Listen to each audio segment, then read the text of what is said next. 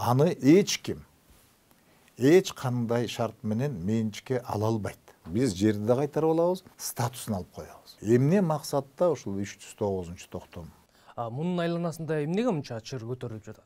Кошумча киреше бир жылда 50 миллиард сом. Жаз жакындап калды. Күйүүчү май асман чапчыйт баасы. Жазга жакын дизелдик отун арзандайбы? Депутатыбыз, эл өкүлү мындай эмоция калтырып койду окшойт деп ойлойм мен. Быйылкы жылда дрондорду алып келебиз уже. Дрон эскадрилья түзөбүз деп атабыз. Өлкө боюнча аскерибиз 11.018 киши. Акыл бөлсөм жатпады, 26 миллиард жөнүндө. Bunday болуп көргөн эмес да.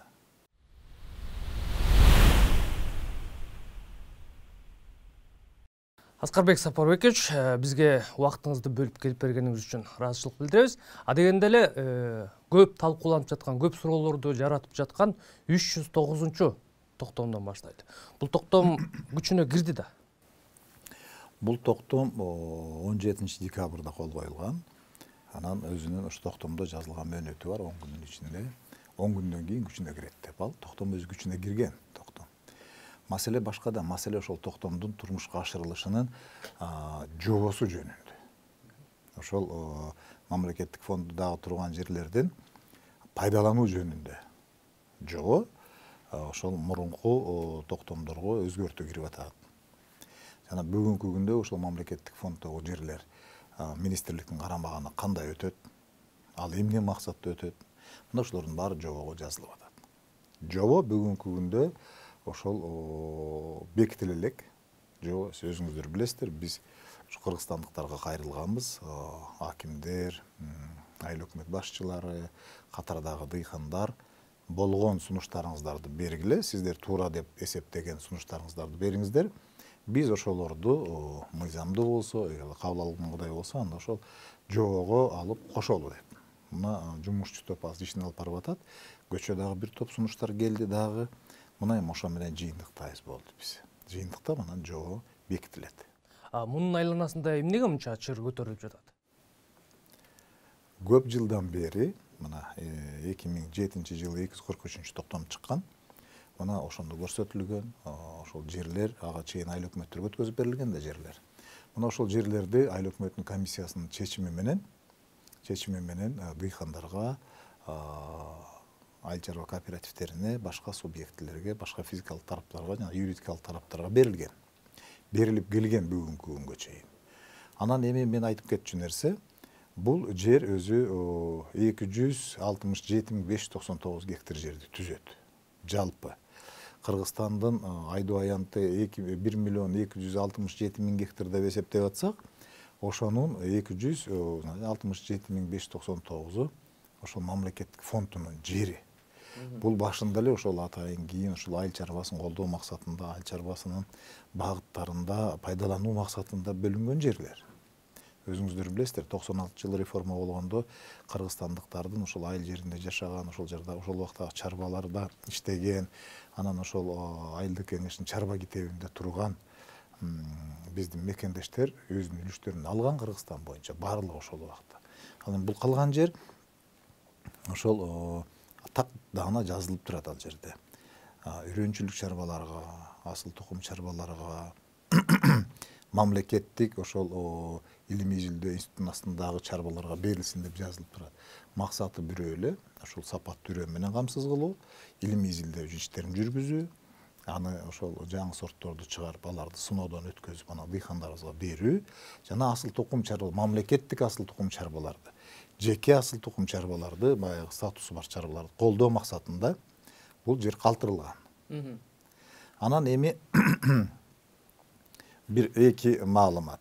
Бүгүнкү күндө ошол үйрөнчүлүк чарбалар болгону 11.955 гектар жер гана жер пайдаланышат.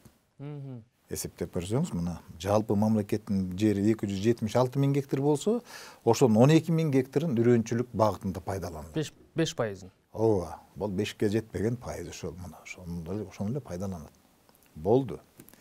Асыл тукум чарбалар болгон 6.000 гектар жер пайдаланат. Көрдүңүзбү? Болгону жалпы жердин ичинде болгону 18.000 гектар гана жер болсо 7% ошол өзүнүн түздөн түз максатты пайдаланат. Калгандары ошол башка юридикалык жана физикалык тараптардан ижарага алып пайдаланып жүрүшөт. Башкача айтканда, ошол мамлекеттин фондундагы жерлер ар бир айыл өкмөттөргө берилген. Айыл өкмөттөр кимге кааласа ижарага берип турат. Берип келген буга чейин. Конкурстук жер комиссиясынын конкурсунун жыйынтыгы менен берип келишкен деп айтсак так болот да бул. Арганда мөөнөткө берип келишкен. Анан эми айтып коюшубуз керек да, көпчүлүк жерде биздин ушул кесипкөйлөрдүн эсептөө изилдөөсү менен, эсептөөлөрү менен жана лабораторлук изилдөөлөрдүн жыйынтыгы менен ушул мамлекеттик фондунун жери негизги бөлүгү кунардуулугу 2 эсеге төмөндөп кеткен. Бул эми болуп аткан иш. Бул бир. Эмне максатта ушул 309 токтом өзү даярдалып, анан кабыл алынды. Биздин дыйкандарыбызды толук сапаттуу үрөн менен, анан мал менен камсыз кылуу максатында бул токтом даярдалып кабыл алынды. Эми карап көрөлүк. Буга чейин ким пайдаланып келди бу жерди? Кыргызстанда 6.600.000 киши жашайт деп эсептесек, кыргызстандыктар бар десек, ошонун 4,5 миллиону айыл жеринде жашайт. Ал эми мамлекеттик фондунун жерин пайдаланып жүргөн адамдарыбыз 66.000 киши. Көрдүңүзбү? 66.000 киши. Башкача айтканда, дыйкандардын баарына тегиз бөлүнгөн эмес. Дыйкандардын баарына тегиз бөлүнмөк турсун, мына 66.000 киши. Карап көрүңүз. 1,2%, 1,3% адамдар алып пайдаланып жүрөт бу жерде. Анан эми суроо, кимдер нааразы болуп атат? Ал суроого чейин мен айтаар элем, биз эмне үчүн ушундай адамга бардык? Мына сиз деле айыл жеринде төрөлүп, айыл жеринде чоңойдуңуз. Анан эми ар бир дыйкан ушул мамлекеттик жерден бир пайда көрүш үчүн ал үрөн аркылуу пайда көрө алат. Ал асыл тукум мал аркылуу пайда көрө алат да. Карасаңыз, азыр 10%дан 15%га чейин эле сапаттуу сертификатталган үрөн өндүрүп атабыз биз. Себеби 12.000 гектар жериңиз болсо, ошол эле өндүрүлөт болгону. Мына ошондуктан биздин дыйкандарыбызга 10 эле пайызына сапаттуу үрөн жетет. Калганын баягы эски үрөндөр, ар кайсактан келген үрөндөр себеп келатат да. Ошон үчүн мына былтыр биз 15 центнерден алдык. 15 центнерден Кыргызстан боюнча. Бул өзүнүн чыгымдарын жаппайт деген сөз. Талаачылыкта айыл чарба өсүмдүктөрүн өстүрүүдө технологиянын эң биринчи талаптардын эң биринчи катарында сап башында бул сапаттуу үрөн турат. Сапаттуу үрөн турса болсо үрөнүңүз, андан кийин сиз калганын кылсаңыз болот да. Болбосо мындай бекер убара да бул. Мына ошол убара тартып жүрөт биздин катардагы дыйкандар азыр. Демек, 75%, ушу жерлердин 75%-ын министрлик алып, ал жерлерди кооперативтерге бөлүп берет. Кооперативтер үрөндөрдү чыгарат, сапаттуу үрөндүк, ошол эле дыйкандарга кайра берет. Туура түшүндүмбү? Негизи туура, бирок кооперативтер эмес. Бул үрөнчүлүк чарба деген бул ошол эле дыйкан чарбалар, бирок бутуна турган, кырманы бар болсо, кырманы болбосо ошол өзүнүн чарбасынын территориясында дан эгинин таладан алып келип төгүп, ары сапырып, бери сапырып тазалаганга мүмкүнчүлүгү бар. Экинчи, үрөндү тазалай турган техникасы бар. Үчүнчү, ошолорду өзүнчө бөлүп сактаганга кампасы бар. Анан ошол бир нече жылдан бери ушул ишти алып барган тажрыйбасы бар. Эң негизгиси ошол жерде кесипкөй, тажрыйбалуу агроном болуш керек да. Талаптар мына ушундай. Анан жылыга башка жактан же биздин илим изилдөө институтунан же болбосо чет мамлекеттен жаңы бизде баягы регистрациядан өткөн сортторду алып келип көбөйтүш керек да. Мына милдет ошондо. Ал эми кооперативтер жөнүндө болсо, мына биз ушул асыл тукум чарба, үрөн чарба кооператив деп атпайбызбы? Кооперативтер бизде ошол расмий катталган 520 кооператив бар экен. Анан карап көрсөк, бул ошо токтом чыкканда эле кооперативтер көбөйө баштады да, аябай. Биз айттык, жок, кое тургула, токтоп тургула. Биз болгон кооперативтердин баарын талдап чыгалы, тактап инвентаризация кылалы. Кимиси иштей алат ушу багытта, ким иштей албайт дегенди жасаш максатында 1 январь 2023 жылга чейин кооперативтерге жер берүүнү жылдырдык ары карай. Азыр үрөн чарба менен асыл тукум чарбалар алат. Анан Misal үчүн бир айыл өкмөтүнүн территориясындагы жерди ижарага берүү үчүн райондук комиссия топтолуп караганда, ал биринчи иретте ошол айыл өкмөтүнүн территориясында жашаган, жардамга муктаж, бирок жерди иштете ала турган, ошол жерин тактап айтайын, жардамга муктаж, бирок ошол 1 гектар жерди, 2 гектар жерди алып, өзүнүн каражаты менен иштете ала турган тараптарга берет. Биринчиси бул колдоо максатында, экинчиси үйрөнчүлүк чарбага, үчүнчүсү асыл тукум чарбага берет. Түздөн түз конкурсу жок берет. Бирок буга чейинки ижара акысы эң төмөнкүсү 5 эсе көтөрүлүп атат, а мындай 20 эсеге чейин көтөрөсүңөр деп биз жобого киргиздик. Бул эмне деген түшүндүрөт? Ушул үйрөнчүлүк чарбалар алып жүргөн жерлерден айыл өкмөтүнө 5 эседен 20 эсеге чейин көбүрөөк ижара акы түшөт деген сөз. Бул экинчиси. Үчүнчүсү эң негизгиси. Бул ачык айкындуулук. Райондук комиссия адегенде баягы заявкаларды алат да, элдерден арыздарды алат, ушул жерди алат элем дегендерди. Булар айыл чарба министрлигинин сайтына ачыктан ачык көрүнүп турат. Кайсыл чарба берди деп, биринчиси. Экинчиси, комиссиянын отуруму интернет бар жерде онлайн көрсөтүлүп турат. Ачык. Мурункудай баягы чогулуп алып бир кабинетте жок, андай эмес. Бул ачык айкын болот. Бул жерде абдан чоң баягы коррупцияга каршы иштердин бири да бул. Эми биз кооптулук бар деп атпайбызбы? Бардык жерде коррупциогендик кооптулук бар. Бирок ошону жокко чыгарыш үчүн биз ачык айкын комиссиянын отуруму болот, райондуку. Экинчиси, биз ушундай талапты эми айыл өкмөтүндөгү өткөн комиссиялардын отурумдарына талап коюп атабыз.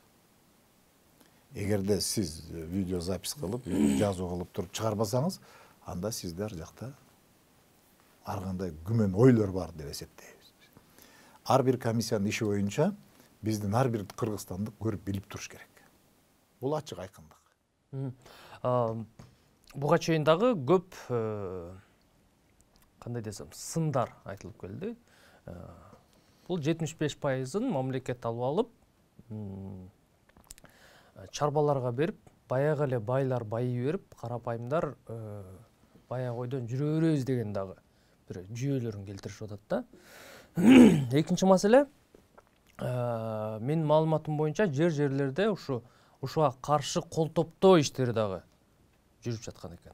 Акыры бул токтом иштейби же кайсыл бир себептерден улам өкмөт артка кайтышы мүмкүнбү? Бул токтом иштейт.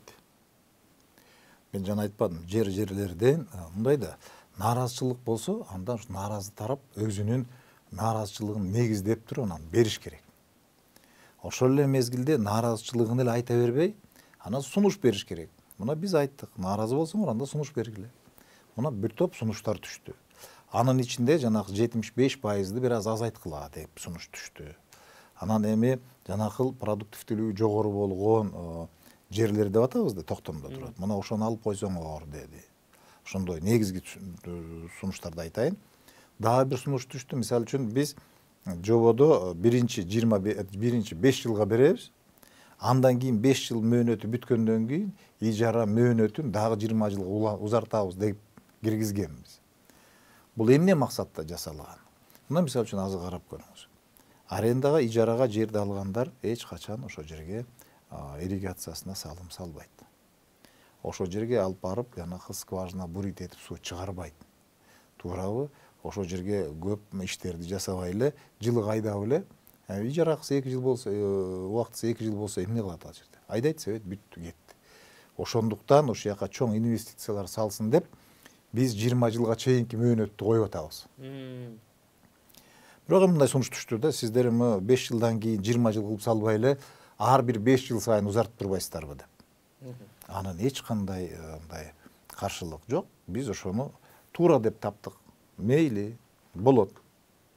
Эгерде ошол үрөн чарба 5 жылдын ичинде өзүнүн жумушун жакшы көрсөтсө, андан ары уланткан укугу бар. Жакшы иштебесе, укугу ошондо токтотулат. Кайтарып аласыздар. Биз жерди да кайтарып алабыз. анан асыл тукум же үйрөн чарба статусуна ээ болгон чарбанын статусун алып коебуз. Көрдүңүздөрбү? Бул жерде. Анан эми үйрөн чарбаларга, ошо жанакыл асыл тукум чарбаларга бүгүнкү күндө мындай сын пикир, нааразычылык аябай көп айтылып атпайбы? Мен көп жеринде кошулам. Себеби биздин ошол чарбалар көбү милдеттүү иштерин түздөн түз аткара турган. Ошолорду толук аткарбай калышкан. Бар кээ бир жерлерде туура эмес жер пайдалануулар бар.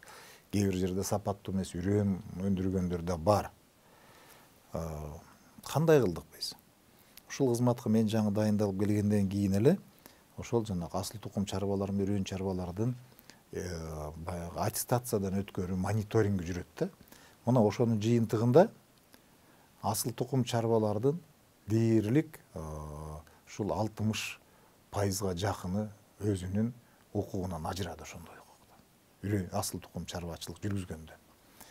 267 чарбанын ичинде 108 эле калды. 160 же 159 чарба өзүнүн ошондой укугунан ажыратылды. Бул эмнени айтат? Бул, значит, жанагы мамлекеттик фонддогу жерди өткөзүп бересиң кайра деген сөздү айтат. Экинчи асыл тукум чарбасы менен алектенбейсиң, алектенсең сенин ошол малыңды жанагы асыл тукум деп тааныбайбыз биз. Бул асыл тукум чарба. Үрөн чарбага дагы ошондой. Жеринен ажырайт, статусунан ажырайт. Мына ушундайларды биз жанакы тиги жободо келишим түзгөн жерде келишим шартына киргиздик. Кандай учурда ошол ижарага алган жерди пайдалануу укугунан ажырайт. Мен айтып коеюн ушул жерде. Биринчиси, жерди максаттуу пайдаланбаса, максаттуу деген үрөн өстүрбөсө, башка жөнөкөй эле катардагы өсүмдүктү өстүрүп жүрүп алса, анда ажырайт бир. Келишим токтотулат, бир тараптуу бузулат. Экинчиси, ошол ижара акысын, келишимде көрсөтүлгөн ижара акысын убагында төлөбөгөн учурда, анан эң негизгиси суб арендага, болбосо өзү ижарага алып, суб ижарага берсе, башка тарап, башка юридикалык, физикалык тараптарга ижарага берсе, анда ал келишим бир тараптуу бузулат, анан ошол чарба жанагы статусунан айрылат. Көрдүңүзбү? Кандай катуу талаптар. Эми андан тышкары үрөн чарбаларга биз айтып атабыз мына. Быйыл 100 гектар жериң бар, момча тонна буудай, момча тонна арпа, момча тонна көп жылдык чөптүн үрөн өндүрөсүң. Бул сага план. Аткарбасаң, анда байке коштошушубуз керек. Себеби алар мамлекеттен колдоо алып атса, анан ошону аткарбаса, анын жыйынтыгында дыйкандарыбызга жакшы үрөн жетпесе, анда ал ажыраш керек андай статуста. Алар менен биз бирге баспайбыз андайлар менен. Көрдүңүздөрбү? Талаптар аябай катуу болот. Мындан ары карай да катуулатабыз. Мына бүгүнкү күндө Кыргызстан боюнча кайра үрөн чарба менен асыл тукум чарбаларды текшерип атышат. Дагы кыскарат. Жооп бербегендер менен дагы коштошобуз. Бул маселеге байланыштуу акыркы суроом болсун. Пландар, максаттар сиз айтып жаткандай баары эле кагазга жазып пландаганда деле баягы сонун болот эмеспи? А реалдуулук башка. Ошонун баарын ишке ашырууга министрликтин деги эле өкмөттүн даремети жетеби? Сиздер ойлоп жаткандай болобу? Ошого ишенип турасыздарбы? Бунучу санап, мындай кылбаска айлабыз жок азыр. Себеби бүгүнкү күндөгү айыл чарбасынын акыбалы болуп көрбөгөндөй төмөнкү деңгээлге түштү. Мындан ары айыл чарбасынын кулай турган жер калган жок. Мына биз азыр өтө төмөн деңгээлге түштүк. Мына эми ушундан өйдө карай өспөсөк, биз азык түлүк коопсуздугубузду камсыз кыла албайбыз. Бир. Экинчи, мамлекеттик бюджетке, мамлекеттин экономикасына салым жетишерлик деңгээлде кошо албайбыз. Мына ушунун абдан чоң көйгөйлөр пайда болду. Мына ошол эми өзүң айтып атасың.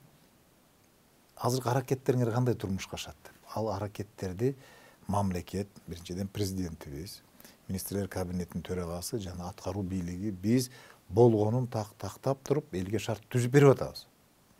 Эми ар жакта ар бир дыйкандын аракети мурункуга караганда башкача иштешибиз керек. Ар кимибиз. Туура? Ошондо биз азыркы алып келип аткан 1,5 миллиард сомго алып келип аткан үрөн дагы ошол максатта. Дыйкандарыбыз ошол үрөндү алып бир түшүмүн көбөйтсө экен деп аракет кылып атабыз. Bunun arjağında aydo жерин пайдаланышы, bunun arjağında жайыттардын пайдаланышы, bunun arjağında кайра иштетүү, bunun arjağında баягы импорт, экспорт абдан көп маселелер бар да. Ушундай. Жерге байланыштуу дагы бир суроонун бериңип турат. Жайыт жерлери боюнча нааразычылыктар көп. Айылга барганда деле угуп калабыз. Жайыт жерлерди 5-6 эле бай басып алган, жөнөкөйлүкү жок деген дагы сөздөр көтөрүлөт. Бул жөнүндө сиздин кабарыңыз, балким келечекке кандайдыр бир пландарыңыз бар бул боюнча? Кыргызстанда 9 миллион 4 миң гектар жер бар саналат. Ошонун бир 40% тегерегиндегилер зоо, аска, таш, кайрак, чөп чыкпаган жерлер болуп эсептелет. Калган 60% биздин малды жайганга мүмкүн болгон жакынкы жайыт, орто жайыт жана алыскы жайыт болуп эсептелет. Анан эми бүгүнкү күндө мыйзам боюнча эч бир бай, сиз айткандай, бир дагы бай жайытты бөлүп ала албайт. Себеби жайыттар биринчиден жайыт комитеттеринде бүгүнкү күндө ал коомдук уюм да элдер биригип алып түзүп алышкан. Анан токой чарбасында. Мыйзам жол бербейт анткенге.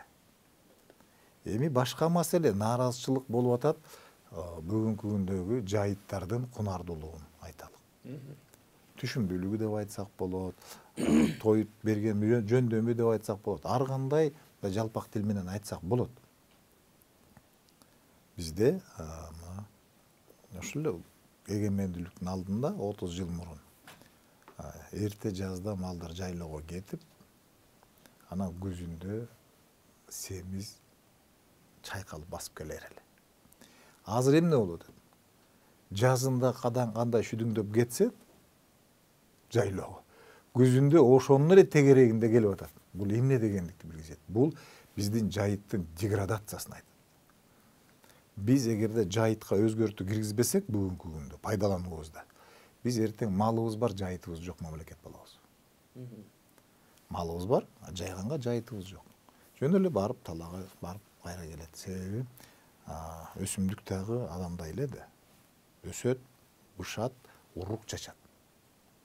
Анан кийин ошол өсүмдүк көбөйүш керек. Аны урук чачканга жеткизбей эле малдар улам кырып тазалап жеп атып, мына бүгүнкү күндө мал жебей турган өсүмдүктөр 60% түзүп калды. Мал жебейт жайлоодон. Алар ар жерде саксайып өсүп атат. Анан эми азыр эмне кылыш керек деген соол бар да, суроо бар азыр. Эмне кылышыбыз керек? Дагы 5 жылдан кийин кайда барабыз? Биз эмне кылып оокат кылабыз дегенде, ошол жайыт мыйзамын өзгөртүү киргизишибиз керек деп биз ошондой демилгелеп атабыз. Биринчиден, экинчиден жайыт пайдалануу маселесин дагы ошол жайыт комитеттери менен жайыт комитеттерин айыл өкмөттүн алдында болуп, анан бул жалпы элдин анан аткаруу бийлигинин көзөмөлү менен болуш керек. 2, үчүнчүсү ошого инвестицияны түз тартып бергенге мүмкүнчүлүк түзүп беришибиз керек. 4-дөн ошол азыркы жайыттарды оңдошубуз керек биз. Оңдоо жолу ошол жергиликтүү өзүн башкаруу бийликтеринин аракети менен дагы болуш керек. Кантип оңдойлабыз? Эми мындай. Оңдоо жөнүндө сөз. Жайытты оңдош үчүн үрөн чачышыбыз керек да. Үрөн чачышыбыз керек. Тилекке каршы Кыргызстанда акыркы бир 20 жылдан ашыгыраак убакта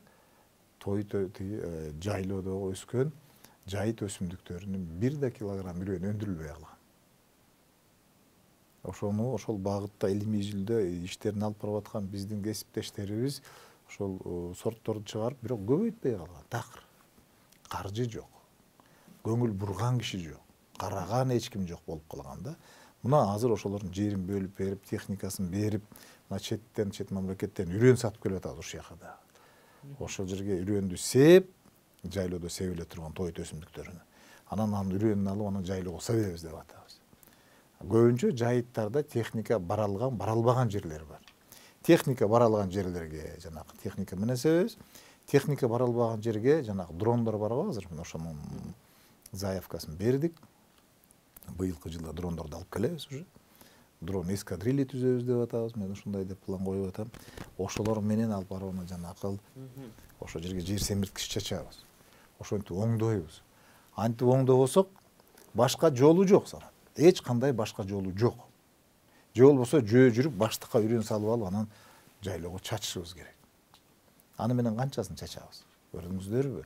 Акыбал жанакыл каршы чыгып аткан адамдарга айтар элем.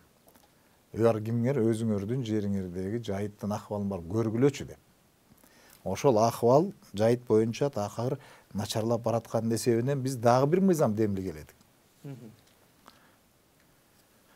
Ошол 2000 метр бийиктиктен төмөн жайгашкан кунардуулугу такыр төмөндөп кеткен жерлерди трансформация кылып биздин кыргызстандыктарга берели деп атабыз.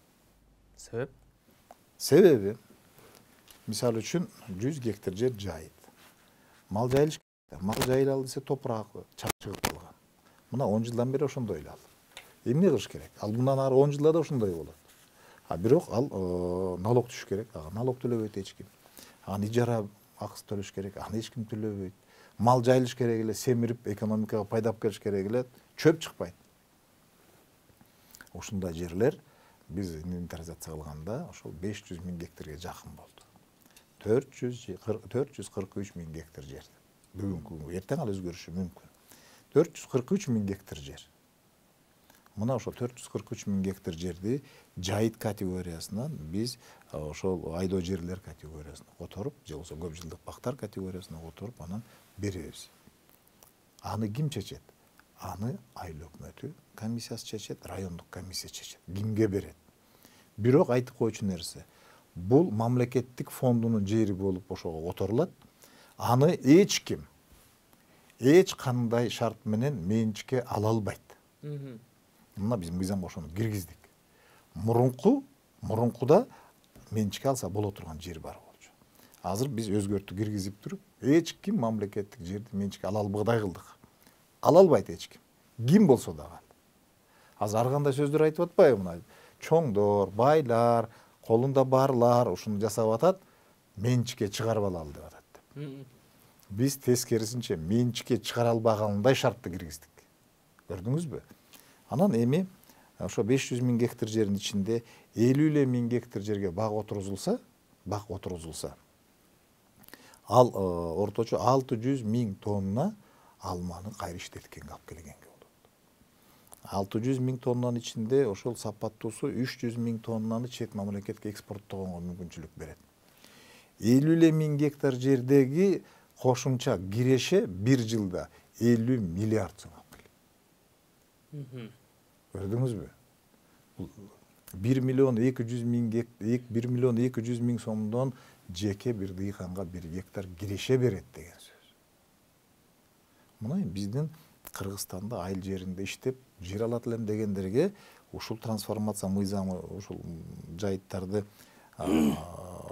кунардуулугу төмөн жайыттар трансформациялоо боюнча мыйзам кабыл алынса, биз ар бир айыл жеринде жашаган кыргызстандык 0,5 гектардан 10 гектар, 50 гектарга чейин жер ала алат.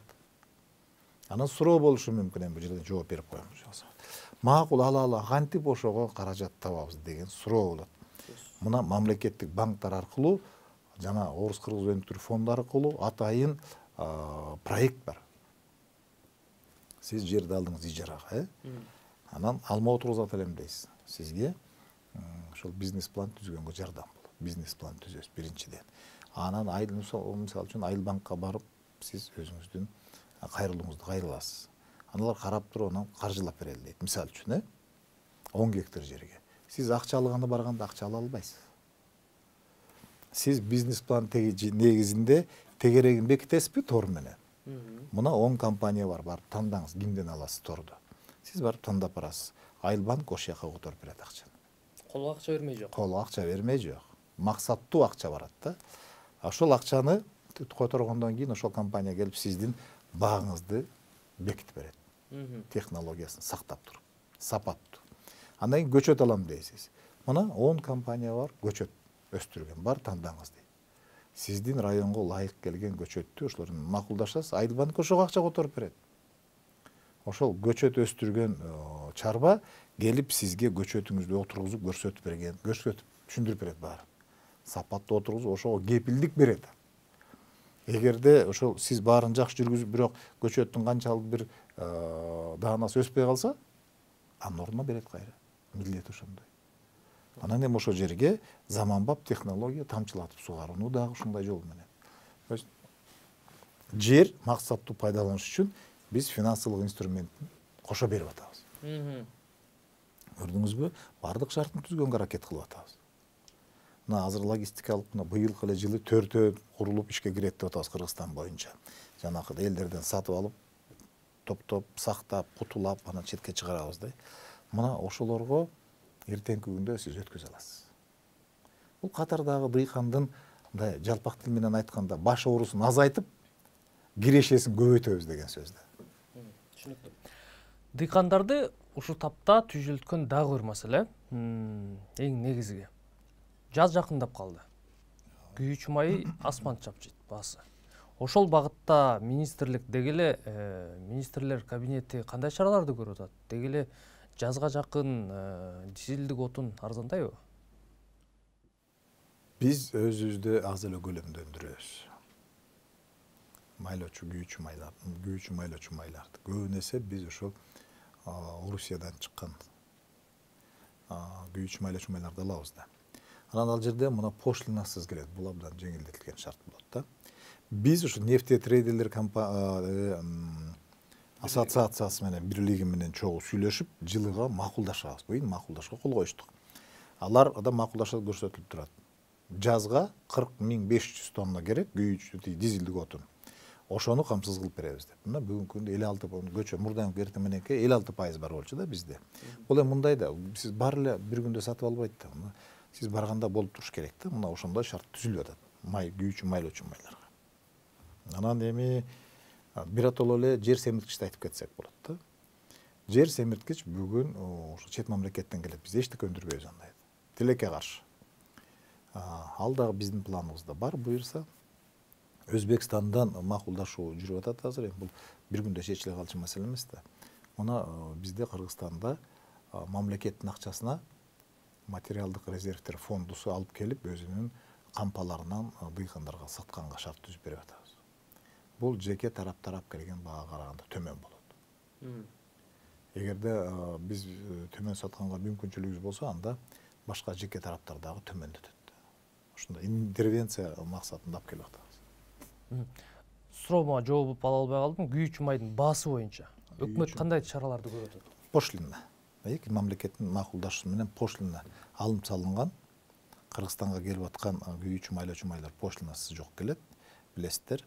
Ал эми баасы боюнча биз бааны тилекке каршы Айыл чарба министрлиги аны биз тескей албайбыз. Ушундай да. Эми баа өзү деле нефтетрейдерлер анчалык бааны көтөргөндөн алыс болуп турат азыр. Аларды антимонополияга каршы тескөөлөр жүргүзүү комитети ошонун баарын тескеп карап турат азыр. Түшүнүктүү. Министрлик боюнча кечээ бир депутаттын сөзү эске түштү. 11 миңден ашык штат бар министрликте. 50 канча миллион сом бюджет деп атат. Эмне кылып атасыңар, бизге бул министрликтин кереги жок деген доомат айтты да. Деги эле министрлик эмне иш алып барат? Көптөргө кызык. Министрлик эчтеке кылбайт, дыйкандар өзүлөрүнүн арабасын өзүлөрү сүйрөп атат дегендеги сөздөр бар да. Бул эми байкалбаган нерсе да.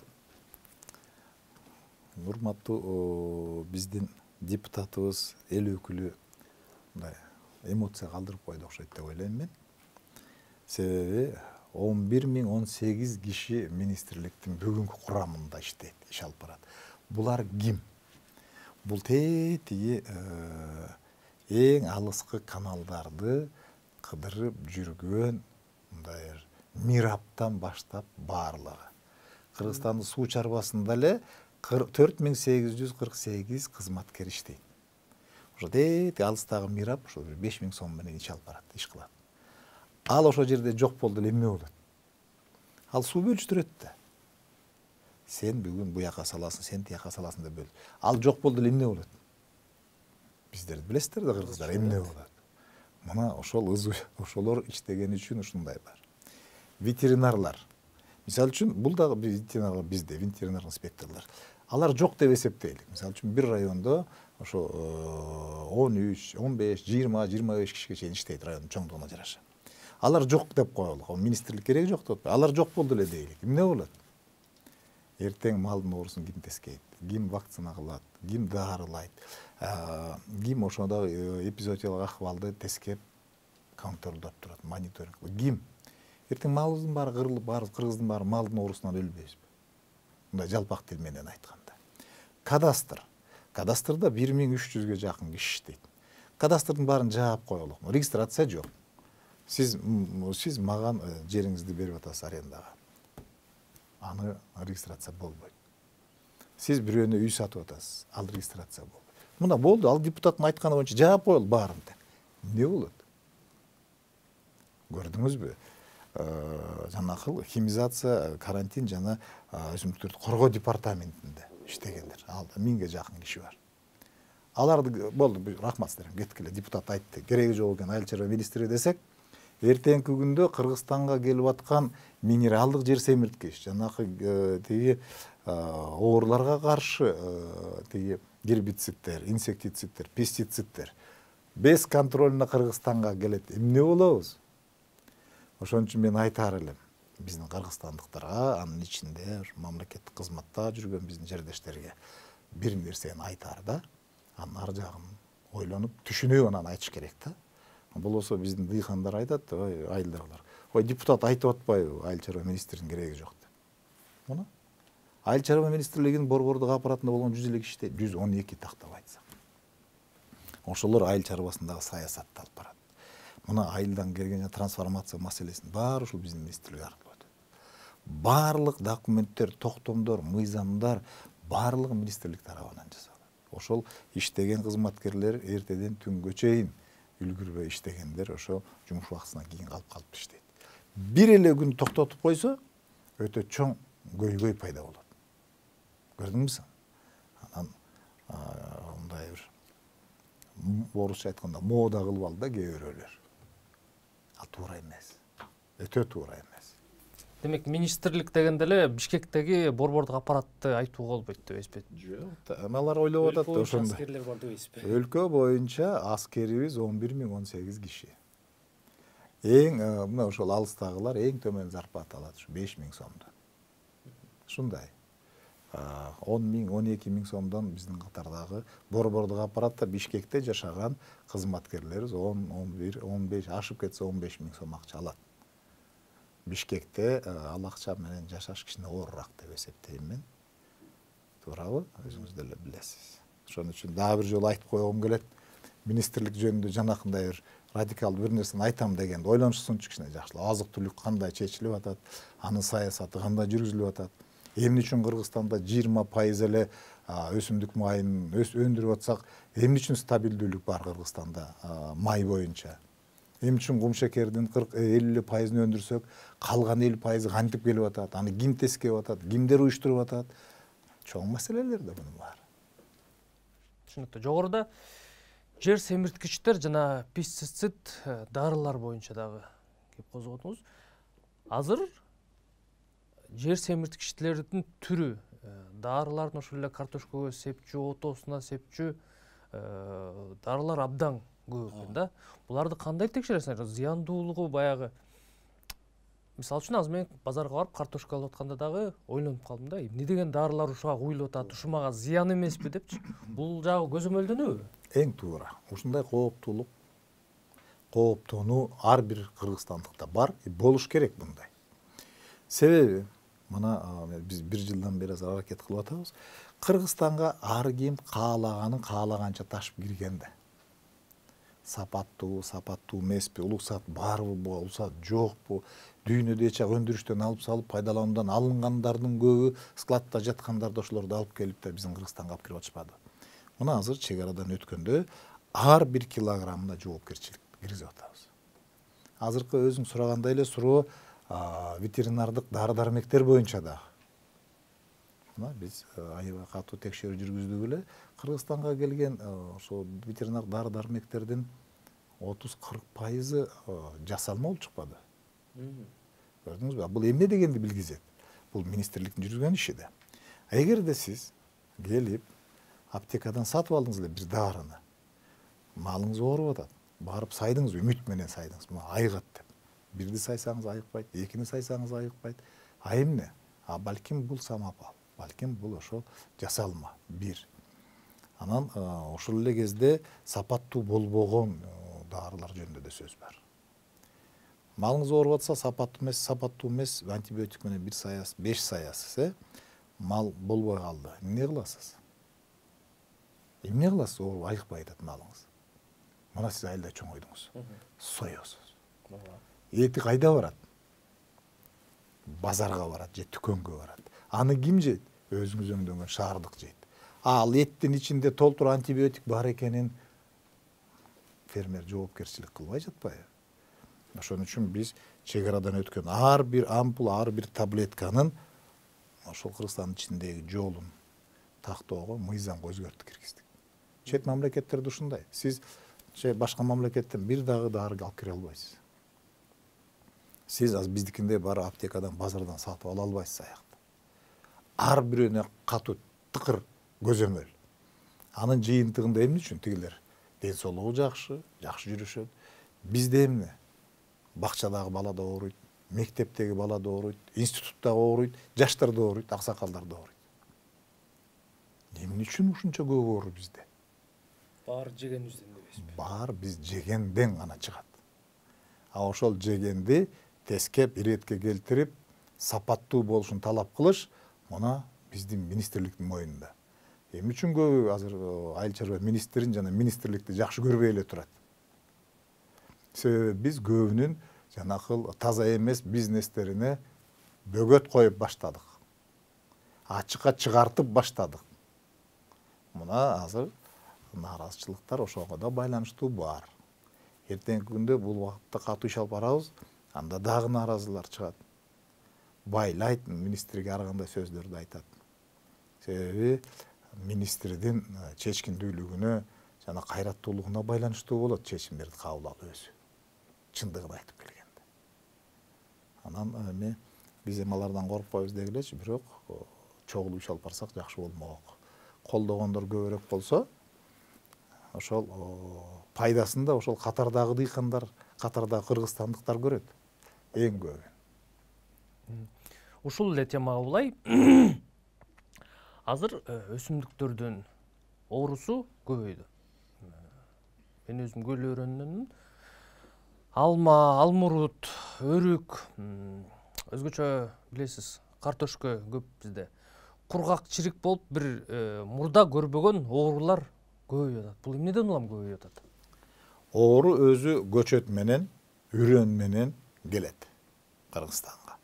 Картошкадагы жана биз көрбөгөн оорулар картошканын ар бир тоголок үрөнү менен келет. Ошону чек арадан өтүп атканда текшерүү маселе биринчиси.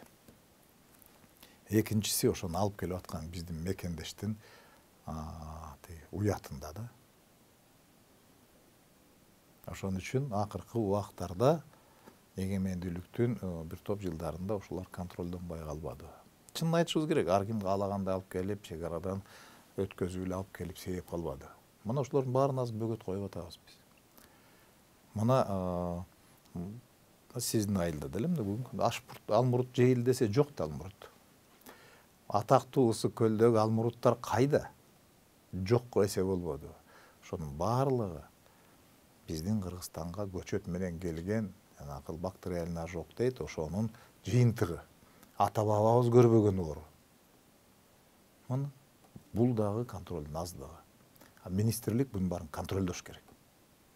Министрлик жалгыз үлгүрбөйт, катардагылар да, жарандарыбыз, дыйкандар жардам бериш керек. Бизге депутаттар да жардам бериш керек. Кантип жардам бериш керек? Ошол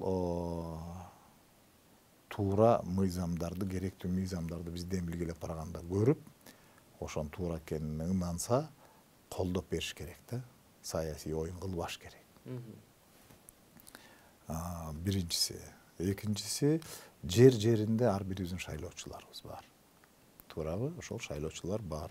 Шайлоочулар менен иш алып барганда да түшүндүрүү иштерин, маалыматтык иштерин алып барганда да ушул жерде биз жүргүзүп аткан саясатты биз менен чогуу жардамдашып жеткизсе, кээде биз айтканга караганда эл өкүлүнүн оозунан чыккан сөз аябай жеткиликтүү болот, салмактуу болот.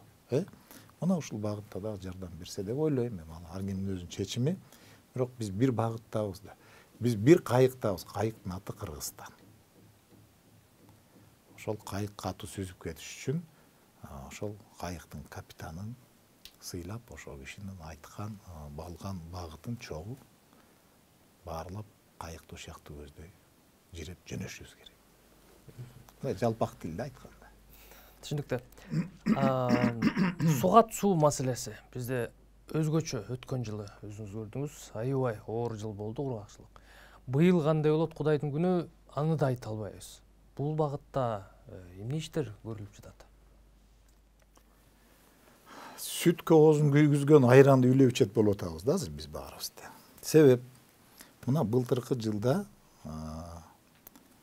суу аз болду деп атабыз да. Суга суу аз болгон жок. Жаан чачын аз болду. Себеби өсүмдүктөргө мындай сугаргандан тышкары дагы, асмандан түшкөн дагы ошол нын керек. Былтыркы бир жылдын ичинде анын үстүнө жаздан күзгө чейин түшкөн жаан чачындын саны мурунку жылга караганда 3 эсе аз болду. А бирок ошол эле мезгилде биздин суу каналдарыбызга салган суубуз мурдагы жылкыдан 3-4% көбүрөөк болду. Эмне үчүн суу жетпейт? Биринчиден, чарба арал каналдардын баардыгында тең сууну жоготуу жана шилендилер көп болуп калбады. Камыш өстү, чөп өстү. Ошол акча бөлүнбөй тазаланбай атып, мына ошол жерде 30-40% суу жерге сиңип кетип атат. Андан чарбалык канал бүткөндөн кийин мурунку совхоздордун каналдары, же болбосо азыр айыл өкмөттүн АУПнын каналдары. Аларда да 30-40% жоголуп атат. Себеби аякты да тазалабай атабыз. Көрдүңүзбү, ушинтип Кудай берген сууну алып келип жеткизгенде жолдон көбүн апкоч менен суу көтөрүп баратканда чайып алып төгүлөт го, мына ошентип төгүп келип атабыз азыр. Ошол жерде көйгөйлөр бар. Ошолор чечиш үчүн быйылкы жылы ноябрда 100 миллион сом бөлүндү. Азыр 1 миллиард сом акча бөлүнүп атат. Барлыгы ошол сугат каналдарды оңдогонго, курулмаларды оңдогонго, суу сактагычтарды оңдогонго, туурабы? Мына ушуга кетип атат. Бирок айтып коюшум керек. Бүгүнкү күндө биздин чарба арал каналдарды жакшы акыбалга келтириш үчүн биз жылына 5-6 миллиард сом акчаны салып, 10 жыл барсак ошондо оңолот. Чарба ичиндеги жана АУПнын балансындагы турган каналдарга жылына 10 миллиард сомдон Кыргызстан боюнча салышыбыз керек. Ошондо ана жана майда барат каналдарыбыз оңолот. Көрдүңүзбү? Биз акыркы 30 жылдын ичинде мен жамандагандай болбойм. Жок, мен ушул эле мезгилде айыл чарбасында келатам да. Каржы аз болгон, абдан аз болгон. Мына ал ошол мындай эптеп эле ар кайсынан баягы жыртык тешигин түтөп койгонго эле жетип келгенде, ал болбойт. Суу чарбасында андай болбойт. Суу чарбасында жылыга тоодон ошо суу менен чогуу шилендилер келет, аларды тазалап туруш керек, өсүмдүк өсөт, камыш өсөт, анын баарын тазалап туруш керек. Көрдүңүзбү? Мына ушундай көйгөй болгон үчүн жанакынча акча бөлүндү бир. Экинчиси эми каналдардан башка дагы дыйкандарыбыз өздөрү аракет кыла турган нерсе бар. Бул жанакы жамгырлатып сугаруучу техника, анан тамчылатып сугаруучу техника, скважиналарды ишке киргизиш керек. Бул багытта Айыл банк аркылуу ошол 200 миллион сомдон ашыгыраак акча ошол тамчылатып сугаруу, суга суусун үнөмдүү пайдалана турган техниканы алганга, лизингке алганга 4,5% менен каражат бөлүнүп берилип атат. Каражат темасы деп калдыңыз. Быйыл ири сумма жеңилдетилген насыя катары дыйкан фермерлерге берилет деп кече жогорку кеңештин жыйынында айтылды, буга чейин дагы айтылып келген. Дыйкандар кандай көрсөтсөм экен сонун. Жеткиликтүүлүгүнө бул негизи жеңилдетилген насыя көптөн бери эле берилип кетти, бирок жеткиликтүүлүгүнө эл ишенбейт да. Мага жетпейт деп. айтты, ушу тияктан эле жок болот деп аракет да кылышпайт да. Бул жолкусунда алам деген дыйкандар ала алабы? Алам деген дыйкандар көп абдан. Каражат болгон 6 миллиард 200 миллион сом жанакыл жеңилдетилген буга чейин иштеп келген 9 жылы программабыз бар да, проект бар ФСХ. Ошол дыйкандарга айыл чарбасына жеңилдетилген кредит деген 6% менен мурунку жылдарда 6, 8, 10% болчу. Быйыл баардыгын толугу менен президент 6%дан жогору кылбайсыңар, кылбагыла деди, ошо менен 6% болду. Бул аябай жакшы шарт кыргызстандыктарга. Анан эми жылыга ошол 10 миң, 11 миңге жетпеген биздин дыйкандар ушул кредитти алып жүрүшөт. Ушу насыяны алып жүрүшөт да. Бирок каалоочулар андан көп. Ошондуктан быйыл айыл чарбасына бөлүнгөн акча ошол банктар аркылуу ФСХдан башка дагы программалар менен, айыл өнүктүрүү программасы, айыл чарбасын өнүктүрүү программасы дегендей программалар менен ошол 6% менен берилет дагы. Ушу Акылбек Өсөнбөш айткандай 26 миллиард жөнүндө. Бундай бул көргөн эмес да. Мына ошолор ошондо берилет кошумча дагы. Албетте быйылкы жылда баарына жетишерлик каражат берилет дегенден алысмын. Бирок быйыл белгилүү бир көлөмүн жапсак, эмдиги жылы каалоочулар азаят. Эмди жылы берсек, андан аркы жылы дагы алуучулар азаят да. Мына ошентип ушул көйгөй чечебиз деп баратабыз. Быйыл канча дыйканга жетет деп болжойт атасыз? Жылыга болжолду ошол 10 миң, 11 миң кардар алат да. Бирок быйыл мурун 6 миллиондо 10-11 миң болчу. Быйыл мына азыр эле ошо 20 миллиондон ашыгы түздөн түз кредитованияга барат. Калгандары жана үрөн, сууга барып атат, минералдык жер семчик иштеп барып атат да. Мурунга караганда бир 3 эсе, 4 эсе болбогондо каражат көбүрөөк каралат да. Анда ошончо көбүрөөк адамдар ала алат деген сөз да. Демек мен азыр чуркап баштасам болот же кечигип калдым беми? Сиз азыр акырын бассаңыз дагы, чуркасаңыз дагы электрондук кезек бар. Барасыз, электрондук кезекке турасыз. Убактыңыз келгенде сизди чакырат, барасыз, керектүү документтериңизди сурайт, ошолорду даярдап бересиз, кезегиңиз келсе аласыз. Электрондук кезекти өткөндө дагы ушуну окудум эле. Азыр канча киши турат? Айта албайм, бирок ар бир филиалдын айтканына караганда, былтыркыга караганда 2-3 эсе көп. Кайрылуулар болуп, кезекке туруштур. Бизге берилген убакыт дагы соңуна келип калды. Мүмкүн сизде кандайдыр бир кайрылуу бар? Бар. Сөзсүз кайрылуум бар. Мен жалпы кыргызстандыктарга, анын ичинде биздин дыйкандарга кайрылат элем. Кыргыз мамлекети, урматтуу президентибиз баштаган, быйылкы жылы болуп көрбөгөндөй айыл чарбасында көңүл буруп колдоо болуп атат. Эми ушундай колдоо болуп аткан убакта биз баарыбыз биригип алып туруп, бир адамдай кол кармашып алып, ушул көйгөйлөрдү чечип, айыл чарбасын алдыга жылдырабыз деп аракет кылышыбыз керек. Катардагы дыйкандар кызыктар тараптарга обуп кетип, жанакындай бир туура эмес кадамдарга барбаш керек. Эгерде айыл чарбасын өнүктүрүү боюнча сунуштар болсо, аны түздөн түз министрликке бериш керек. Максат бирөө эле. Бүгүнкү күндө тизелеп турган айыл чарбаны көтөрүп кетишибиз керек. Буну чогуу жасашыбыз керек. Министрдин жана министрликтин алы келбейт. Буга жалгыз биз кыргызстандыктар менен чогуу гана буну турмушка ашыра алабыз. Анан мен айтар элем, ар бир кыргызстандыкка.